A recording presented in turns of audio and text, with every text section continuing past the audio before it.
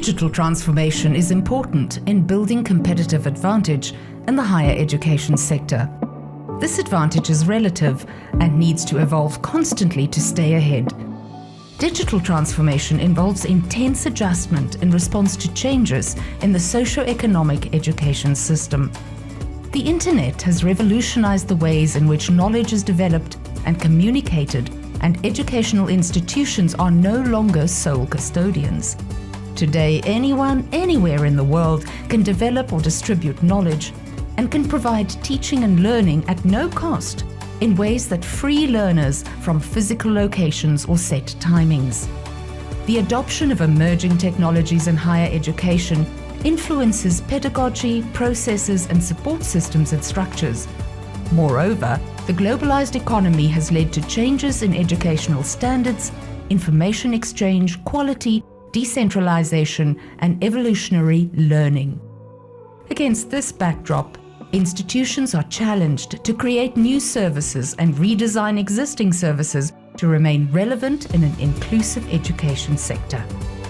Beyond mere physical transformation, philosophical change is necessary to meet the ever-growing demands of students, faculty, and campus to create a learning environment where everything connects. The purpose of education has evolved over the last 100 years from preparing contributing members of society, critical thinkers, teaching morality, enabling creativity and productivity, thereby leading to a learning society. In our current context, and in addition to these values, we have all agreed that we have a higher education system that has an inclusive and innovative approach to teaching and learning, homogeneous international collaboration in research and innovation, and the ability to ensure a sustainable future. This year's theme is on digital transformation. At the core of it, we need to define what digital transformation means to our organizations and how it can provide better learning experiences and outcomes for our students. I'd like to use the quote from Lucent Alcatel that best describes the journey ahead. Digital transformation is a physical and philosophical change designed to meet the ever-growing demands of your students, faculty, and campus to create a learning environment where everything connects.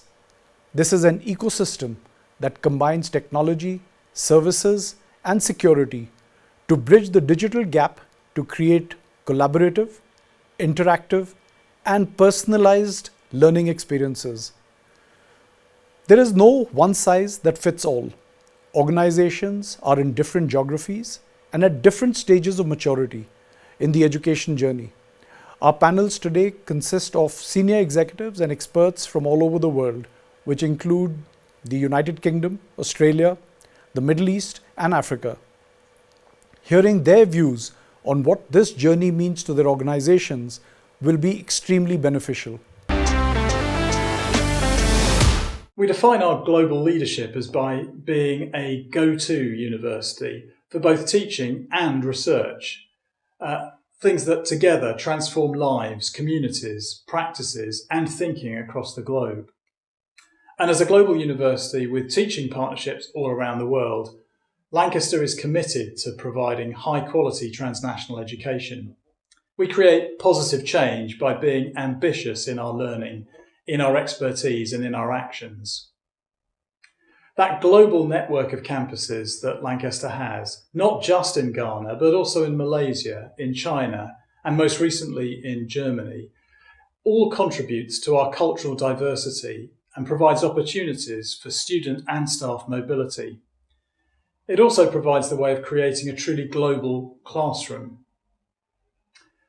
This presence offers a transnational university operating in an interconnected network of campuses with strategic partnerships as a kind of global HE ecosystem.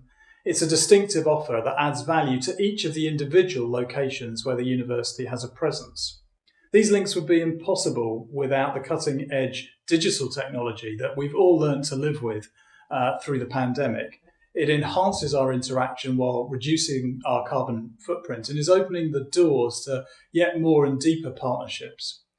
We see that through modules that we're teaching together in a global classroom, as well as the research conferences that we were organising, particularly our undergraduate research conferences, which see students from all around the world come together, sharing their research findings. What we've done in Ghana is truly impressive. Students benefit from the latest teaching and learning from colleagues. Academics on the Ghana campus are able themselves to gain postgraduate teaching certificates and fellowships alongside exactly the same things happening in Lancaster in the UK.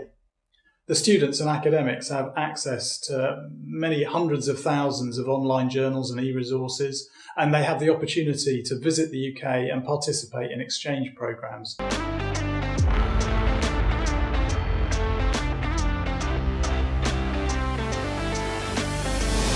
When you think about what the pandemic has taught you about education, perhaps if you can list the top 3 things that you as an educator have learned. I'll give you a simple example, Fifi. Some students are too shy to ask questions, right? In a class of 120, 200 people in class. And with remote learning, some students were able to have the opportunity now to express themselves because they're not out there, right? However, that is not a panacea. These technologies are not a panacea for education because we need to learn interactively. Education is not about content. Education is about networks. It's about interactions, tutorials, asking questions. Debate in the old classical Socratic way is central in education. So I don't believe these technologies, I'm sure that my other colleagues can offer more on this.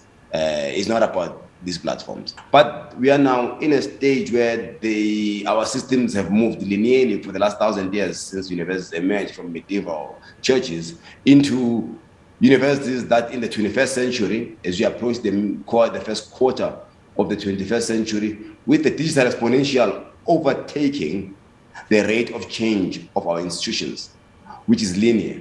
So now we've got the linear system, which is our societal systems, and then we've got the digital exponential, which is going like that. There's been a crossover, and that crossover means one thing: to catch up with this digital curve of technology is lifelong learning, right? You got to keep on learning, as Stan said, that business schools have to reinvent themselves to catch up with the curve and make sure that we make good of this digital gap that has happened in terms of not controlling the explosion of technology, but technology now leading us.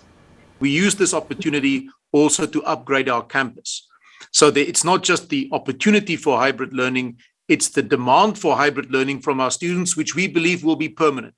And so we've spent a large amount of capital to upgrade all our lecture facilities in what we call extended learning spaces. So these are what sometimes are called high flex lecture facilities. And so from now on, we will always do versions of hybrid learning, even now that we have our students back on campus. And we believe that's a central part of the value we offer is the on-campus experience. But we also know that there will be a permanent hybrid component to our academic offering, even on our residential campuses. We learned that we need to think differently about the program and module composition. So when you present partly in a hybrid format, it's not just a recorded or an electronic version of the same academic content as before. You need to think about the pedagogy of hybrid learning, and those are important lessons for us. And then let me say my third lesson is on the administration side of the university. So it's not just that our students had to learn to work online, the entire campus. I mean, this was the very first time in the 104-year history of Stellenbosch University that we ever closed the university campus. And we learned that the university campus can operate in a hybrid format, not entirely remotely, but certainly in a hybrid format. One of the things that came across quite strongly for us was, regardless of the amount of progress that we believe we've made across the continent, we still have a huge infrastructural deficit. And it was really difficult for quite a number of institutions to sort of pivot to that digital way of learning. And just, some were able to hit the ground running. And it's fantastic to hear the things that happened in Stellenbosch and some of the institutions. I sit in Nigeria, but then we also deliver programs across the continent, and that conversation, that was something that came across quite strongly from most of our partners. So that checkered, that checkered development that we have running across the higher education landscape, across sub-Saharan Africa, the infrastructural deficit to support, some of the innovation and some of the development that we would have liked to see happen around the pandemic to facilitate continued learning within our higher education institutions. So that was one. The second thing was the value of partnerships. That came across quite strongly. Institutions were able to, so you saw quite a number of cross-continental partnerships happen, global North and global South institutions coming together with digital platforms, essentially facilitating those partnerships, bringing people together to collaborate more, learn from one another. We have a large-scale partnership that we launched in the middle, just on the back of the pandemic. And that partnership, for example, hosts, I think, about 300 individuals, 92 institutions across 5 different geographical locations. That's not something we would have thought about, if it was pre-pandemic.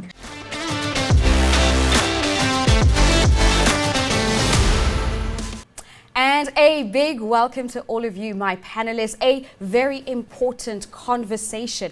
Technology challenges in education. I mean, when we look at the advancement that we've had in technology, and like we said, education has been a driver, but has education caught up? And I'd like to start off by asking you, Bradley, how is education being reinvented in this new digital age that we find ourselves in? I think as the world continues to adapt to virtual and remote working, we need to consider some of the adjustments that are required in education as well. This becomes very important. And technology can support learning using hybrid ways of in-classroom, as well as, learning tools and resources that will help the development and the advancement of students alike across the continent. What is critical is if you have a look at some of the information and the data, according to OECD, just as an example, 15-year-olds globally that are enrolled at schools have some form of access to online learning, which just shows the digital divide, that we have, not only across Africa, but across the globe as well. And when you consider that 65% of children entering school today are most likely going to be in jobs that don't exist, technology becomes a critical equalizer in terms of how we need to be ready for some of these skills that we see in the future. And in a world where humans are augmented by AI, I think creativity and collaboration has become probably the most sought after value set, if you like, skill set that we need to enable and empower as we look to the future. And this is where technology becomes enormously critical for the needs of our kids, I think, in the future as well. And so while we have shifted to new normalities, I think within the technology space specifically, it's really reinforced just how important we need to have access to technology, which is so critical for today as well, but also to how to use that technology in order to make these advancements, and both for educators, but more importantly also for some of those learners, those students as well. This becomes very, very important. My experience and my colleagues' experience has been that there has been digitalization without any question, but there's been very little digital transformation of teaching and learning in our universities and even universities across the world. So I think that the pressure to change is there, but we still have to see the real transformative changes happen within the fields of learning, teaching, and generally education. Professor Berry summed it up very well. In the vast majority of cases, technology has either just been digitalizing what was already there as became a necessity in COVID-19, or unfortunately, it was often just to get press releases. We're going to give iPads to every student. Yeah, great. But the curriculum was never modified, so the students ended up spending the vast majority of their time playing on the iPads. The teachers spent the vast majority of their time acting as IT support, and actually less learning went on. And this was borne out by a 2015 OECD study where they looked at the use of technology in the classroom and scores on the PISA test, the International Standardized Test. And the countries that rated at the highest on the PISA test, which were Finland, Singapore, and South Korea also had the lowest usage of technology in the classroom, not because they couldn't afford it, but because they tried it and realized that it actually took away from the learning. Daniel does have a point. Curriculums haven't changed, or have they even been reformed? What are our curriculums currently trying to achieve? Are we even preparing the learners for the skills and jobs of tomorrow, or is that needed? Can we take this opportunity where we're now putting a lot of our efforts on digital learning with technology? Can we also take this as an opportunity to bring together all the various stakeholders to say, where are the current future trends, and is our current curriculum taking us there? So good point for us to all sort of sit back and assist governments and assist other education stakeholders in this kind of reforming change.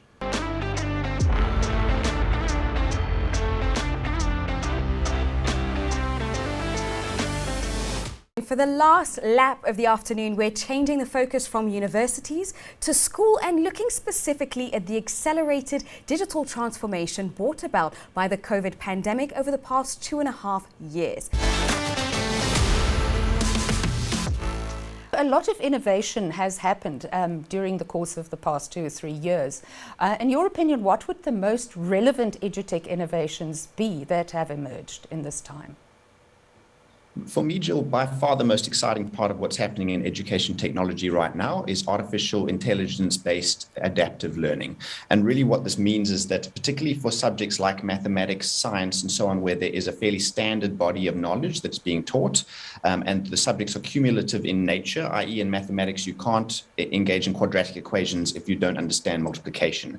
One of the things that we're seeing is that diagnostic assessments that allow us to identify where does an existing student have gaps in their knowledge, and the system then automatically creates a customized learning path to remediate those learning gaps, and then puts a personal learning path for that learner together on an ongoing basis. This is a massive breakthrough in terms of what education can deliver into the future. And indeed, it's what the best teachers have been doing for a very long time, but we don't have enough good teachers in this country, and we certainly don't have great teachers living and working in rural and impoverished areas. And technology truly promises to bridge that divide in a very, very meaningful way.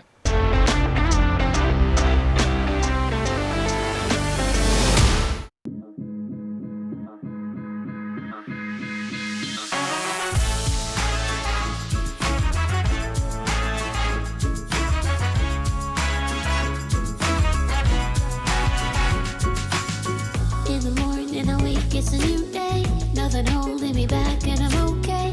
Open heart, open mind, never falling behind. Seeing love in the path that I've chosen. I believe in the places I'm going, cause I know that I'm free. And I'm starting to be a little bit curious. As the world turns and it spins, never let your searchlight go dim, be a little bit curious. Sky is the limit above the roof, but nothing is more important than the youth. Damn, it's not always as clear cut as it looks. Some of the greatest truths will never make it in books. So whether your classes are on computers or taught by a tutor, you gotta do it for a better future. Cause I'm the key. The future is wherever I will be. So we go with it and we grow from it to the dream. So I will take the opportunity. And we go with it and we go from it. Highs and lows, wherever I go, my future I'm in control. Yeah, yeah. Let's never get old. Our stories unfold. We're breaking the mold, yeah.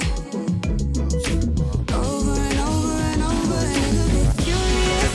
Ikambalam, Lia Kakasela, Ingondo yam, Ishapi Estingela, Mizamo Esekaya, Andi Sotelela, Dikutele,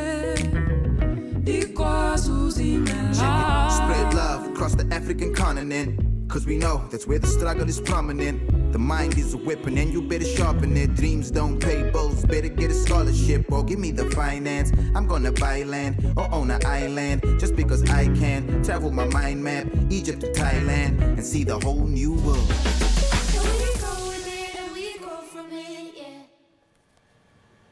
And no a better way to lead into our schools panel than with the school song of UCT Online High School, performed by multi-award-winning artists Good Luck, Shekina, Youngster CPT and Msaki. And so to the final panel of the day. Our topic is the school's business. I want to find out more about the business of schools. And I'd like to ask you, Yandiswa, in opening up this panel discussion, what have been your learnings in setting up the UCT Online High School? We've had quite a lot of learnings because we're pioneering something new and we're pioneering it at scale. But some of the key learnings have been that children that age, between the ages of 12 to 19 years old, they're not all intrinsically motivated to learn, to wake up at a certain time, to get on with it and do what they need to do. So we had to introduce some stringent measures and put some hard deadlines and be a lot stricter than we initially thought we had to be. So that was quite a key behavioral lesson that we learned in the early days. And remember, UCT Online High School has only been in existence for 7 months. So it's still very early days and we are learning a lot. We're learning that kids need to interact with other kids. The social aspect is still very important and it is part of who we are as human beings, and that talking to each other, building that muscle and character around striking a conversation, just being socially connected is important, and we are encouraging them a lot. We're talking to guardians. We're making sure that they are not stuck in their homes every day just behind a laptop. So we're introducing different things. And a lot of it has been behavioral, than technical. So those are just some of the few lessons. I mean, I could list a lot, but I think those are sort of two top of mind. I understand that Gauteng actually quite a while back introduced paperless classrooms. I'd be quite interested to hear, Pindile, a little bit more about that and what have been your learnings of that so far? Our paperless classroom of the future is more a technology-enabled environment within the school. So we focused on making and converting, refurbishing our classrooms to be smart classrooms. We therefore introduced technologies that were relevant to the teaching and learning practice. And at the center of that was that we are not replacing the teacher, but we are enabling the teacher, providing the teacher with tools to make learning more interactive, more 4IR relevant, so that in subject teaching, different subjects, you can use the information and technologies to enable the teaching practice. And what we have learned is that as we roll out the program, not all schools were at the same level of e-readiness and immaturity. So in our paperless classroom environment, we had to take into consideration the context of each and every school.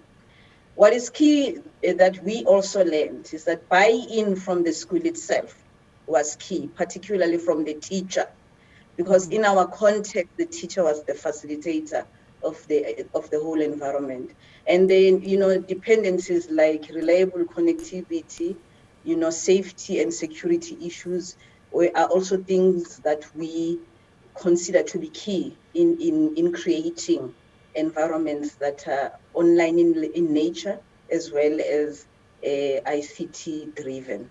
And finally, teacher training was also key, because at the center of the smart classroom of the future, the paperless classroom, the teacher was the main facilitator of the learning environment, allowing learners to engage better using technology. So you need to make sure that whatever you do is preceded by capacity building and change management. A lot, I think, in the education ecosystem was really learned in terms of the role of technology in the education space. And I think we must just really emphasize what is the importance in terms of the role of technology. It shouldn't just be using it for the sake of using it. And for us at Spark, why we use technology and why we've integrated it into the learning process allows us to do two things. Firstly, it allows us to drive cost efficiencies within the system for us to operate at a price point that serves families that are middle to low income, but it also creates a very data-rich environment so we can differentiate our instruction. So we can look down to micro objectives, see how children are achieving, and then close those gaps. What we are seeing coming out of COVID is pretty terrifying. We've seen some children that are enrolling at Spark that have not been in school for 2 years. And so I think it's absolutely critical in the way we use the data, and we are able to address the children, meet them where they're at, and then close those gaps over time. If we're not able to address gaps to master foundational skills such as reading and writing, we're going to enter some very turbulent times. And so for us, we see it as a powerful way to really address families that are underserved in terms of their offering, but also able to close any learning gaps and learning loss that we've seen over the last 2 years. I think it's not just use technology, it's about engagement. You know, we were just talking about engagement. We were just talking about innovation just now. It's really important. For me, innovation is actually about inspiration and memory, the fact that stuff is actually retained because you were able to suddenly see it or you understood it. It like latched in. So for me, what we need to do is we need to in order to get the positive use of technology, we need to almost tighten the net of helping teachers, well, principals, school leadership, and their teachers and the parents and the students together to understand that we are on a train. We are on a train which will not stop. It's only going in one direction, in one specific direction. And the very first thing that we need to do in the first carriage is to make sure that safety is the foundation. Because we're online where you can have global access and global exposure. Now, from that position, then, of course, from the position of critical thinking, learners can then explore and excel. That brings us to the end of the 8th Future of Education Summit. Thank you to our audience on CNBC Africa and on Hopin for watching, and to all of our amazing speakers and panelists from the UK, Australia, Dubai, Lagos, Nairobi, Johannesburg and Cape Town. The discussions without fail brought greater insight into the topics that drive the discourse around education today.